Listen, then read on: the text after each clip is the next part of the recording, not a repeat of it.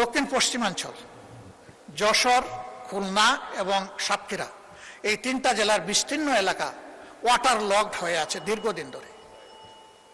এর কোনো সমাধান নাই।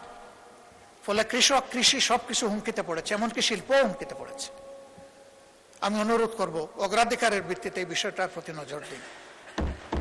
এবার মাননীয় স্পিকার, আপনি এখানে না থাকলেও আমি বলতাম, আপনি টাকার কারণে বলছি, আপনি মন খারাপ করবেন না, আপনি লজ্জা নেবেন না, আপনি ভাববেন না যে আমি আপনাকে খুশি করার জন্য বলছি। আমি আমার দায়বোধের জায়গা থেকে, দেশের ভালোবাসার জায়গা থেকে বলছি।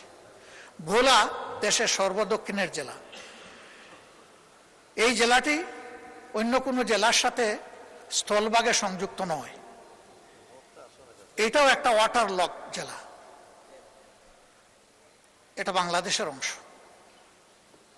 তাদের অধিকার রয়েছে বাংলাদেশের অন্যান্য সকল জায়গার যোগাযোগ ব্যবস্থার যে সুবিধা তারা পেয়ে আসছেন, ভোলা এখন এটা পেতে চায়।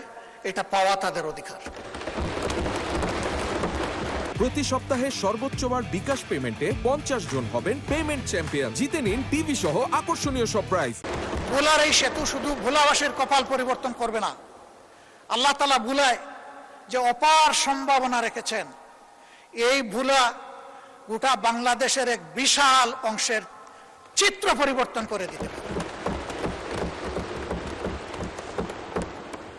এই জন্য আমাদের নিয়ামতের খনি এই ভোলা যেন আর উপেক্ষিত না থাকে।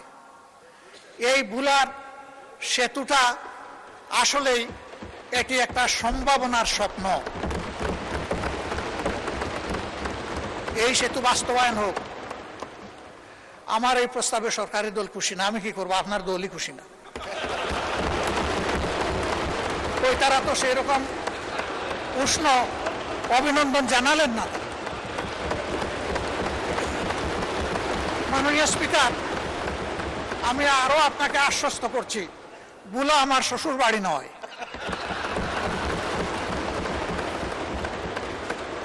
কিন্তু ভোলা বাংলাদেশের অংশ। বাংলাদেশের প্রতি ইঞ্চি জায়গাকে আমি বিশ্বাস করি এই 350 বা 348 জন সংসদ সদস্য অন্তরে ধারণ করেন। আমিও ধারণ করি, তাই আমার দায়বোধের জায়গা থেকে আমি কথাগুলো বলি। ভোলার উন্নয়ন পুরা দক্ষিণ অঞ্চলের উন্নয়ন বয়ে আনুক, আমি দোয়া করি।